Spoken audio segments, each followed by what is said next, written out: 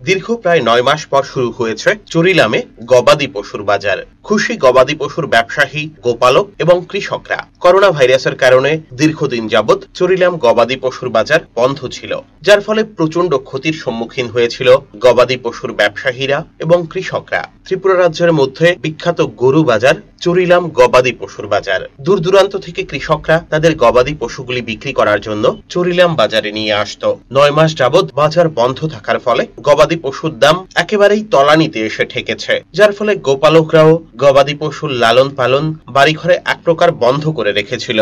কারণ প্রয়োজনের সময় গবাদি পশু বিক্রি করতে গিয়ে তারা সঠিক দাম পাচ্ছিল না। বাজার বন্ধ থাকার ফলে ভীষণ ক্ষতিগ্রস্ত হচ্ছিল ব্যবসায়ীরাও। আবার ক্ষতিগ্রস্ত হয়েছিল ছোট বড় ট্রাক, অটো এবং পশু বহনকারী গাড়িও। কারণ প্রতি সোমবারে চুরিলাম পুরান বাজার রাঙাপানিয়া নদীর তীরে গরু বাজার বসত। বুট বাদাম, রুটি, তরকারি, চা এবং হোটেলগুলোতে প্রচুর পরিমাণে বেচা বিক্রি হতো, যার ফলে ব্যবসায়ীরা লাভবান হতো এবং বিভিন্ন স্থান থেকে মানুষ এসে চুরিলাম বাজারে কেনাকাটা করত, যার ফলে সব ধরনের ব্যবসা লাভবান ছিল।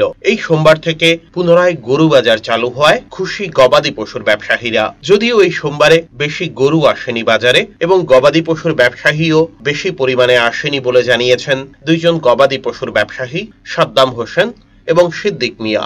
এই দুইজন ব্যবসায়ী এবং কৃষক আবেদন জানিয়েছেন মহকুমার সমস্ত গবাদি পশুর ব্যবসায়ীদের কাছে, যাতে করে সামনের সোমবার থেকে প্রত্যেক কৃষক, গবাদি পশু ব্যবসায়ী সবাই যেন চুরিলাম গবাদি পশুর বাজারে আসেন। তবে গবাদি পশুর ব্যবসায়ীরা আশা প্রকাশ করেছেন সামনের সোমবার থেকে বাজারে প্রচুর গরু আসবে, কারণ হঠাৎ করে প্রশাসনিক অনুমতি পেয়ে এই সোমবার থেকে চালু হয়েছে গরু বাজার, তা অনেকেই জানেন না। গবাদি পশুর ব্যবসায়ীরা জানিয়েছেন অনেকদিন ধরে বাজার বন্ধ থাকায় আমরা ভীষণ ক্ষতির মুখে পড়ে গিয়েছিলাম।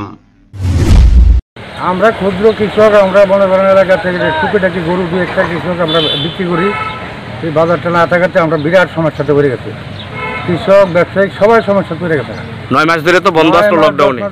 এই যে বন্ধ হয়েছে, কৃষক, ব্যবসায়িক প্রত্যেক মানুষ দুর্বলতা হয়ে গেছে।